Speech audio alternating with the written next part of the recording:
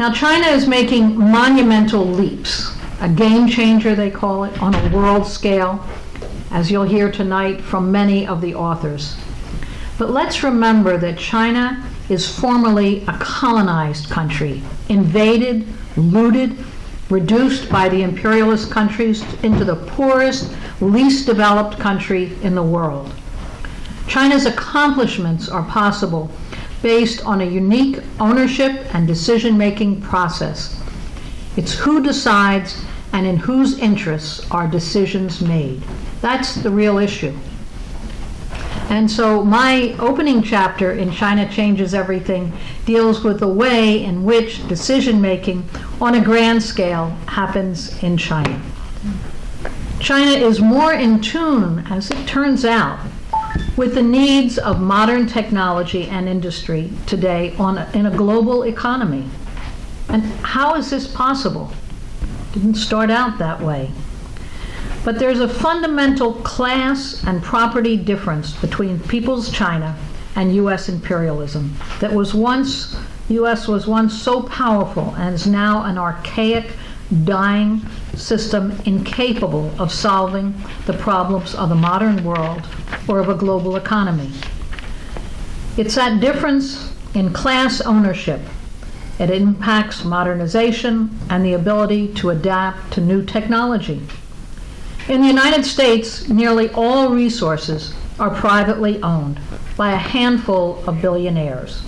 And that's true even public forests and waters. All minerals that are ripe for exploitation are for private property of billionaires. In China, it's the revolution that changed everything.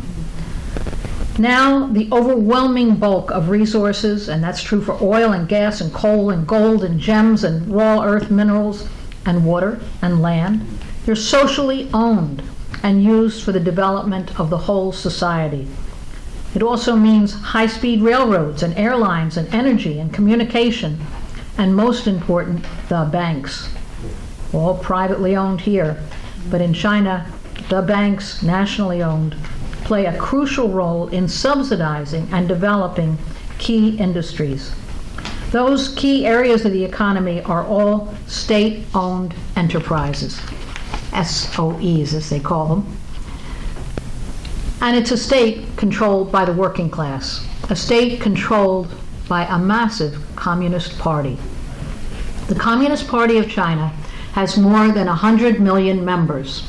Its cells, elected from the ranks, are in every workplace, in every neighborhood, school, and department. This party organization is really committed to defending socialist property, and it's determined to protect China's sovereignty. They're the backbone of the extensive social programs. In the U.S. and in the West as a whole, the major capitalist corporations are only capable of ruthlessly competing with each other. Capitalism is based on expand or die, and that means constant growth or devastating failure. Ruthless competition for profit is a fundamental feature of capitalism.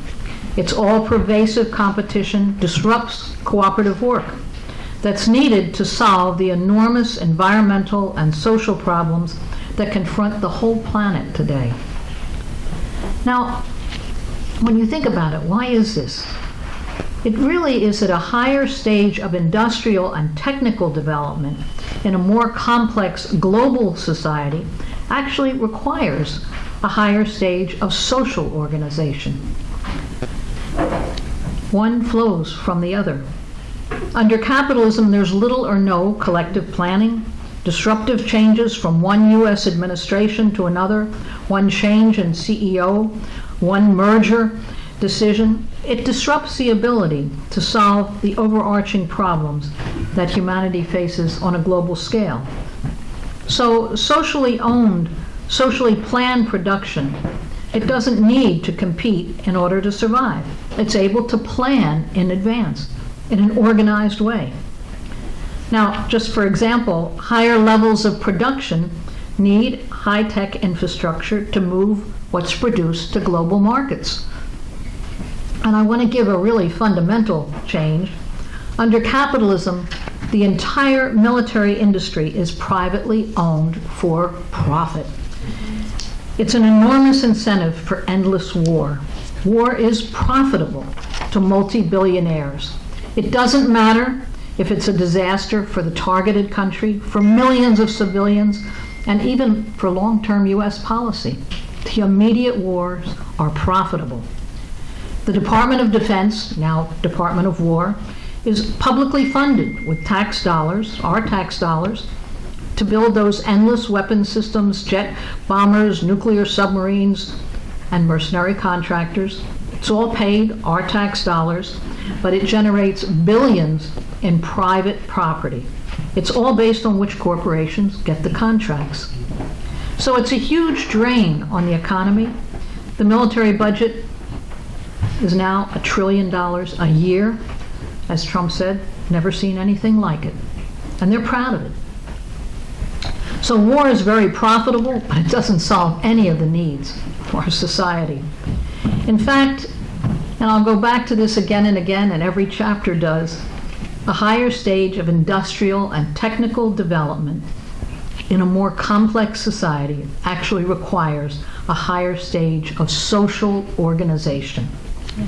The most important aspect in defending China today is recognizing the socialist base of the Chinese economy and the leadership of the Chinese Communist Party in building an economy and a society of a new type. It's not a finished product.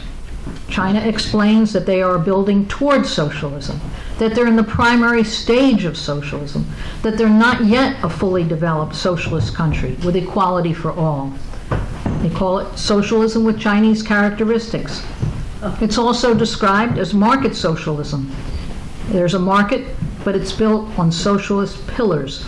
Its central planning remains decisive. So in conclusion, I'll say that socialist economies based on planning and on cooperation are capable of solving many problems. And with this in mind, stepping up the defense of China, its revolution and its accomplishments is necessary for the collective future of humanity.